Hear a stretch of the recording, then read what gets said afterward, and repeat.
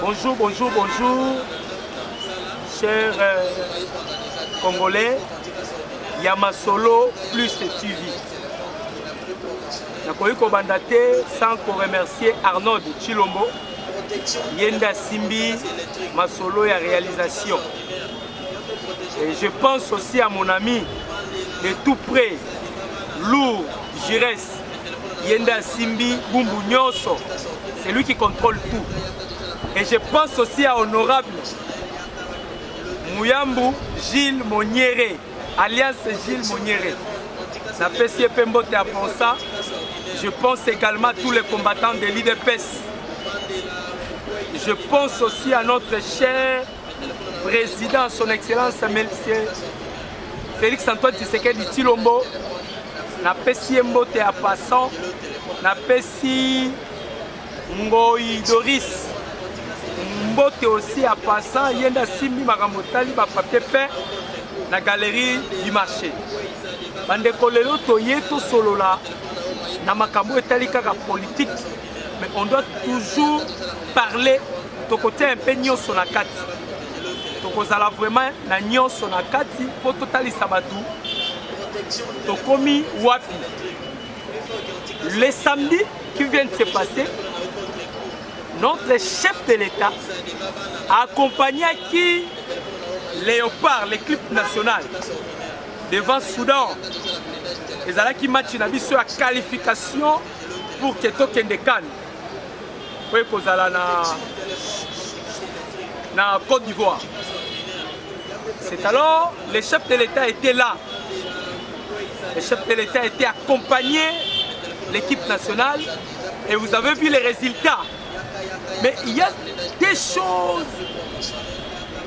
oyo ngai na salaki analyse na ngai ya yambozala kinini peuple leli président pesa mama bizé président pesa mama bizé et le chef de l'État s'est incliné na décision ya peuple na. Il a fait l'acte devant tout le monde. Apesi Mama Denise Nyegero, mi poué. Pour moi, étant qu'un homme scientifique et analyste politique, j'ai compris ceci. Le président Félix est le seul président qui s'approche tout près de son peuple. Alingia Yoka, peuple naïe à l'obinini, peuple naïe à l'inginini. Il a posé les signes pour l'acte patriotique.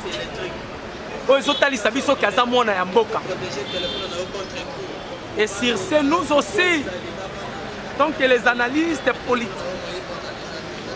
Kobeteli yango maboko makasi tomoni ke mokonzi ya mboka alingi peuple na ye accompagner peuple na ye na victoire et atalisi lisusu peuple na ye posenga ya peuple nde balobaki makambo oyo osalaka na nkuku mokonzi ya mboka biso mpe toala besoin tomona ndenge embrasaka mama Denise Nyagero et le président de la République asali yango coup de chapeau Mukwa Nkombolo. Ou des chapeaux Mukwantombolo. Musala ezomonana na makambo nyonso.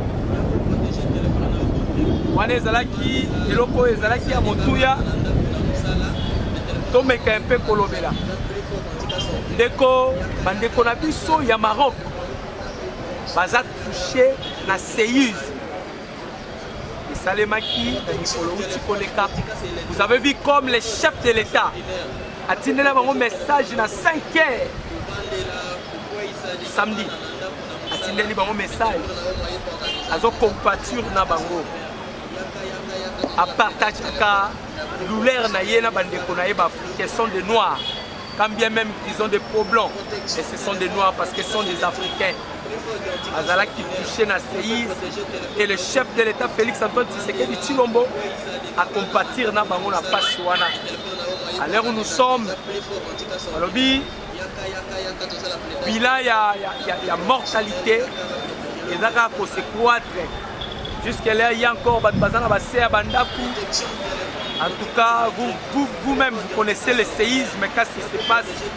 C'est une catastrophe naturelle qu'on ne peut jamais canaliser ni l'arrêter. Moto azala makoki pour arrêter en wezaka kanzambe. Tozo compatir na bande le président de la CENI, Denis Kadima, il a convoqué l'électorat présidentiel. Le jour où a Fongola Kaka porte 11 heures, Tomoni Matata Pogno Mapon, candidat aux élections prochaines, président de la République, à qui a tiki candidature. Il ne faut pas oublier que Matata Pogno a un dossier la justice. Matata Pogno tango akendaki na cour de cassation.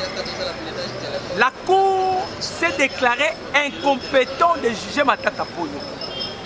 En sa qualité, il devait maintenant recourir à la cour constitutionnelle pour juger Matata Pogno parce qu'il sera jugé comme l'ancien ministre. Et la cour de cassation n'avait pas cette compétence. De basongi saki dossier na cour constitutionnelle, bango nde baza na compétence wana ya ko juger. Mais monsieur Augustin Matata Pogno, dernièrement, il a été convoqué à la cour constitutionnelle. Ayaki na bavoka na ye, ba auditionnaki ye, ba pesaki bango 3 semaines. Il y avait certains dossiers où ils zangaki et c'est là qui va compléter pour justifier l'innocence. Il y a Augustin Matata Pogno Mapon. Par rapport il y a infraction au Azanango accusé détournement des derniers bibliques. Bandeko tosolo baboye. Batuana tellement bazala makambu mayele ya mabe. Matata Pogno a se précipité pour être protégé à CENI. Au Tangu, Bakosonga, et que tous ces éléments-là ne seront pas réunis. On doit l'arrêter. Le Matata Pogno, il va dire quoi? Et le président Félix Ndazo Salama Kamboyo, parce que Baebi Naza est candidat aux élections prochaines, c'est ce qu'il va se dire. Les Tozoyebi Saba Congolais à l'avance que Matata Pogno a un contentieux judiciaire avec notre justice. Et il sera poursuivi. À ça qu'il y a 3 semaines, si ces éléments-là ne sont pas là ou ne sont pas réunis, il sera arrêté. Et quand il sera arrêté, on vous connaît très bien.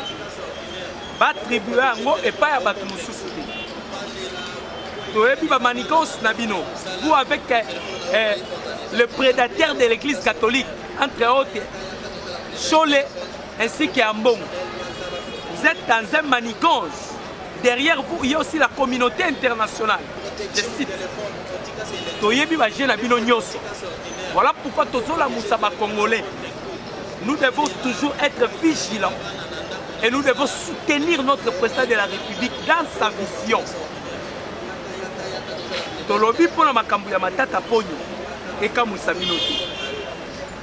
Tozongi na makambu oyo zoleka sur la carnage de Goma.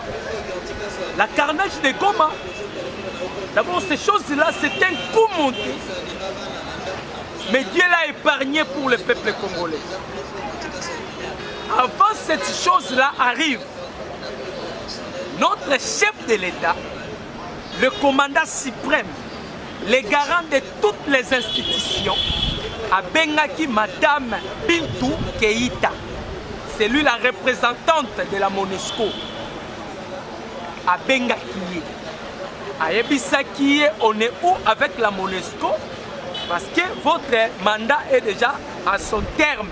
Vous devez quitter le sol congolais. Bon, Bongo Sanate, Antonio Guterres, c'est lui le secrétaire d'État américain des Nations Unies. Antonio Guterres, c'est lui le patron de la MONUSCO. Ayebisa biso boye. Ayebisa gouvernement na biso. Que Minduki M23 eza nango. Nanu bango bato ya MONUSCO baza nango. Et puis gouvernement congolais eza nango. Donc nous ne pouvons pas koluka guerre na M23. Mais au contraire, nous devons négocier avec l'MP. C'est ce qu'Antonio Guterres a qui craché l'émotion dans le peuple congolais. Ça, c'est une insulte. On doit se poser la question. Les Américains disent ceci dans leur convention. Les États-Unis d'Amérique ne peuvent jamais négocier avec les terroristes. Toi, Antonio Guterres, un citoyen américain, tu viens dans notre pays pour nous pousser, nous les Congolais, d'aller négocier avec les terroristes M23. Pour vous, les États-Unis ne peuvent jamais négocier, mais nous les Congolais, nous pouvons aller négocier. Ça, c'est ce que le chef de l'État est en train de combattre, la néocolonialisme. Ça, c'est le néocolonialisme que les chefs de l'État ont bundisa. Le système néocolonialisme là, vous êtes supérieur à nous par rapport à votre peau ou votre intelligence. Parce que ça se prouve déjà que l'homme le plus intelligent au monde, c'est Félix Antoine.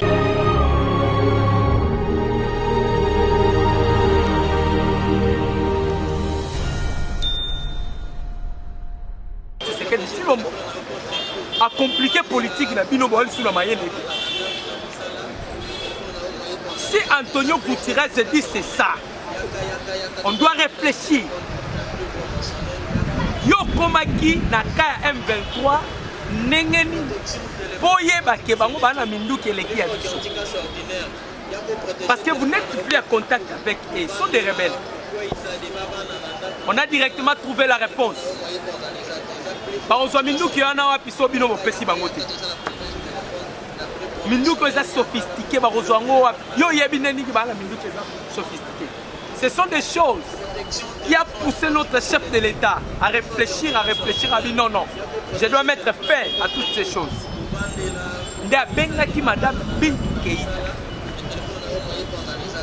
Tango bengi ye basolo lipo na eloko oyo.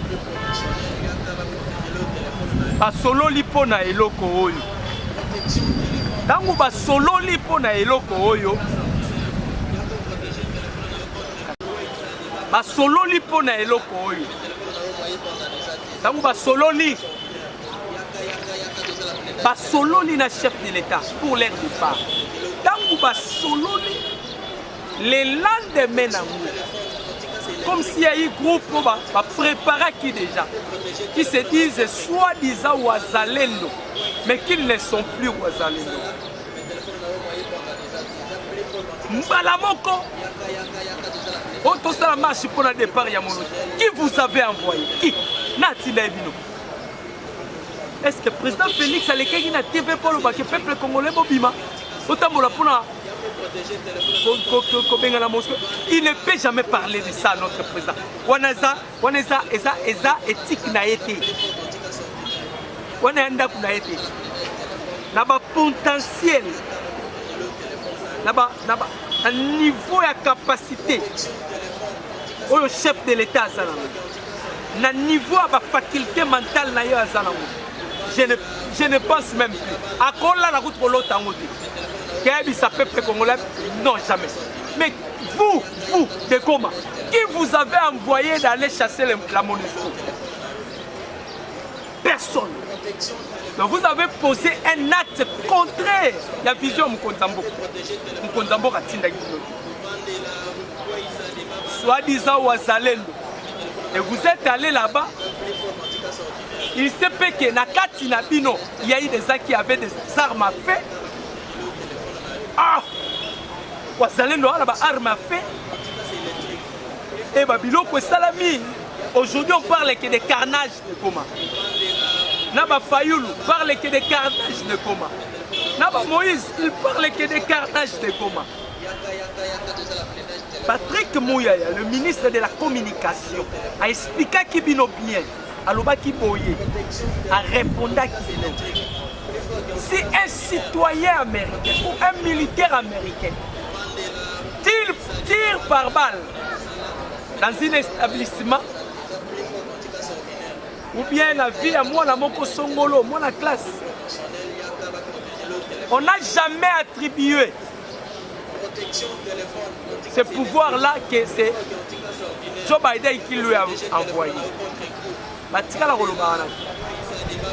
Mais si vous partez à Goma,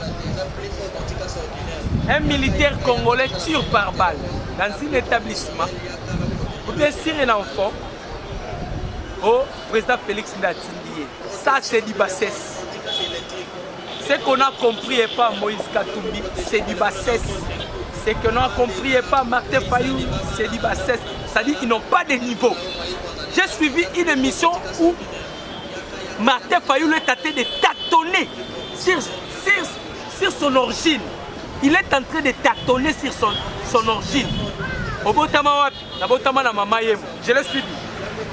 Mama yemo, nabotama na Njili, nabotama na Kimbateke. Toi tu as dit que obotama na mama yemo. Obotama li suna Njili ndeni. Mama yemo c'est ici à Gombe. Mama yemo et Njili. Les deux communes sont différentes. Mama Yemo c'est à Gombe. Njili aussi c'est une commune. Mais toi tu nous dis, Obotama na Mama Yemo, Obotama na Njili. Martin Fayoulou. Martin Fayoulou. Depuis que j'étais connu, dialecte na yo na tikala ko kaono koloba. Fais-toi un effort. Les musiciens mon boye bisara biso. Na otanga kombo na yeki. Aïe Sarabiso, batobele baloba batanga mais batikala hôtel sabino ta ba collègue na bango te batanga na bango na ba classe. Mais ngana ona sabino collègue na ngana tanga na abimisa pe collègue. C'est son ami basala na université. Fayoulou. Mais la biso bat. Les témoins vivants. Oba mona maternité na. Polo ba oyaka lisusu na ngiringiri okena bumbu. Je t'ai suivi de tout ce que tu as parlé. Et aujourd'hui, on comprend. Clique Nabino Nyonso, vous êtes que des étrangers. Clique Nabino. Vous tous, vous êtes des étrangers. Moïse là, mais c'est Moïse Katumbi. Il y a habité sur le Bazanani. Juif, italien, je ne sais pas. Zambien, je ne sais pas. Parce que Bintou Keïta Romi Gotambola na Simana Bino. Et je suivi Moïse pour dire que mon espoir Kéna nous dit oh Moïse. Ce qui va te na carnage à Goma. La carnage qui a tenu lié les 30. Ce qui va te couper. Et ça y est pour le départ, il y a mon espoir. Si réellement vous vous combattez, vous compatir na batouana. Yo golo basu na monesco tikalake. Pour batouana ba kufi pour bali monesco kende. Yo lobi oza simana bangu. Mais tu dis à monesco que boko kena nous te. Voyez pas que tu te contredis. Vous n'êtes pas des politiciens. Laisse la politique à président Félix Antoine Tshisekedi de faire la politique. Moïse oza politicien te allez faire ton commerce. Allez faire ton commerce. Il y a des carrés mineurs aux Aranango. Fayoulou, va t'occuper de Faden House où les gens sont impayés là-bas. Vous n'êtes pas des politiciens. Laisse la politique à président Félix Antoine Tshisekedi Tshilombo.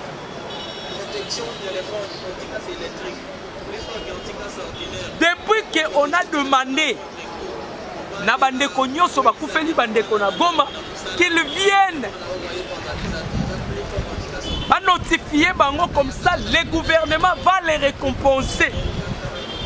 Les lots habité, on s'est présenté.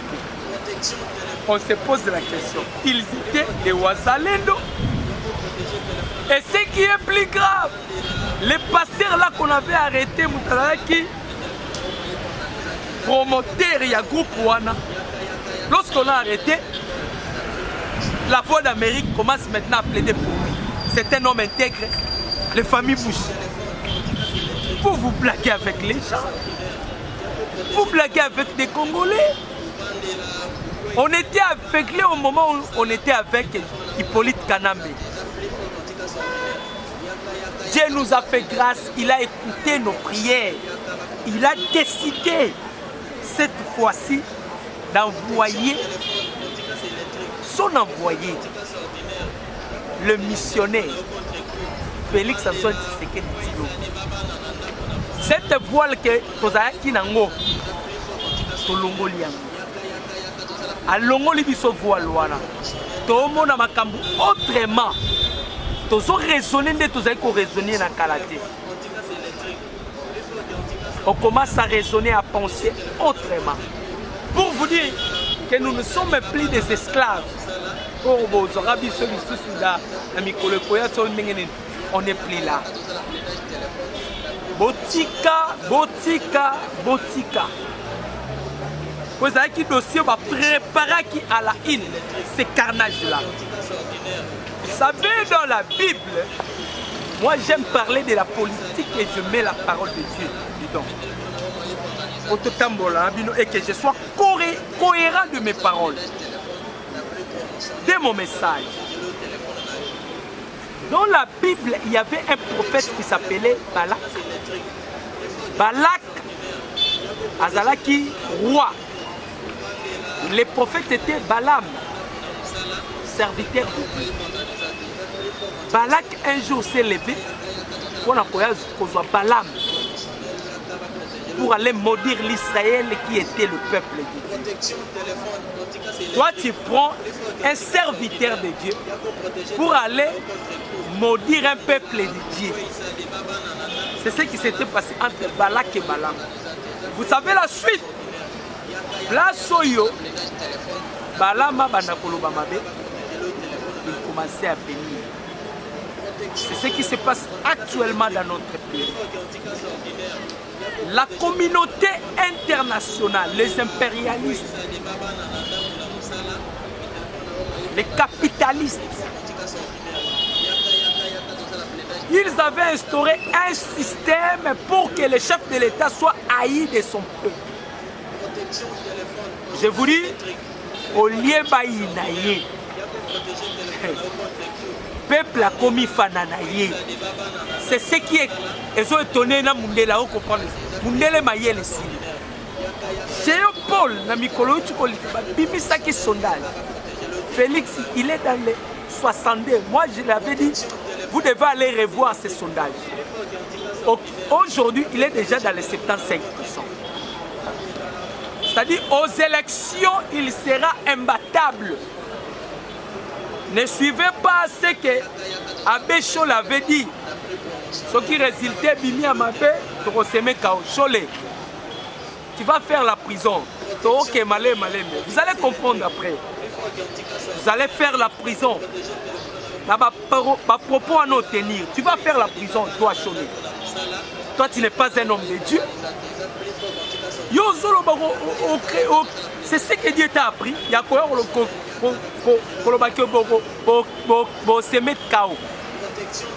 tu n'es pas le premier prophète malheur à prophétiser.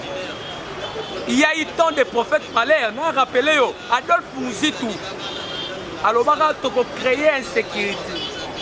Nous allons faire l'effort pour que l'investisseur Bayate. Adolphe Mouzitou. Entreprise, il y a Caro et Bimina Malou. Et Bimina Nzotono, Mouzitou. Centre financier et de budget. Oh, ils ont salamana. Affaires étrangères kuna. Et ça a mis un bon nom à Mouzitou. Sorcier. Prophète de malheur. Vous tous vous serez arrêtés. Vous avez prédit beaucoup de mal dans ce pays. Nous allons contredire Bino. Vous savez pourquoi Dieu est en train de vous contredire? Parce que Mouto a établi comme chef à la République démocratique du Congo. C'est lui-même qui l'a établi. nde bomona makambo nyonso ezosalema.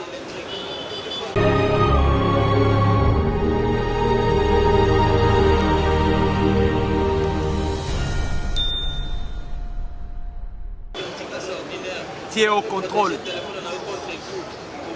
Bandeko, les Congolais, de père et de mère, nous devons soutenir les chefs de l'État. Nous irons aux élections. Quand vous avez voté président Félix Antoine Tshisekedi Tshilombo, dans la peine député au voter. Parce que mandat Mukonza Mboka ndenge ezalaka une fois renouvelable. Tozolela tongo midi poko epai ya Mukonza Mboka. Ba député pe mandat na bango ekoma une fois renouvelable akangi bisaka sanini akei. Uzobeleki trop na mboka oyo. Nous aussi nous avons eu le temps d'étudier. Nous avons aussi la compétence de travailler. Nous avons aussi la compétence de gérer certaines choses. Donc voilà ma coquille, on est pesa melibisote mukwa ntombolo na biko kolanda image oyo. Papa tango zozonga kaka na magistrature suprême tozo réélire yo pour la seconde fois. Papa, dossier à liboso. La constitution doit être changée. Ce qui est aussi belle constitution, pensez aussi aux députés, papa. Bango mandé comme attend encore. Mi balé tout attend encore. Moko accueilli. Pour moi aussi j'ai besoin de travailler. Moko accueilli. Moko accueilli. Comme ça ma bêtise de goza sousté. Nenge bomo na ba bêtise zo sa manana assemblée provinciale. Ba bêtise et commanditaire ya ba bêtise on les alani. Moi na ya papa Molière. Moi na junior ne malé ba. C'est lui qui a tiré ma cacophonie dans l'Assemblée provinciale. Yenda zora mbongo ko na opesa rabat. Sikoyo buzobe salamia onanana hôtel de ville, on devait sanctionner Jantini Ngobila. La Cour des comptes a remis les dossiers entre les mains du président Odempo. Parce que maintenant le président a la difficulté parce que les députés ne sont pas basés en unité, basés kima. Comment est-ce qu'on doit convoquer une session extraordinaire? Et ça passe. Donc comment c'est la banque ça devient encore un problème. Voilà pourquoi tous les la Mukonza Mboka, vous devez changer la constitution. Bandeko Obolanda Kibiso, Soyaki Tosimba Simba parti pour la kolobela makamata bongo politique. Na pesi binonyo sombote, na pesi bana na ngai misatu mbote. Makuluka Ntiamundele, Eliakim Ntiamundele, Bafuka Ntiamundele. Na pesi toutes mes connaissances que je connais Sengi, Eric Izepania, 10 000 $, c'est quoi Obama? Je salue aussi le pasteur Lebon Kayembe Donné ainsi que sa femme. Donna Raymond, je salue Nana Raymond, Maria Raymond, je salue Alioula. Que Dieu bénisse la République démocratique du Congo et que le Dieu de mon père, Pascal Matiti Makuluka, bénisse le président de la République, Félix Antoine Tshisekedi Tshilombo. Plus 243 89 63 95 965.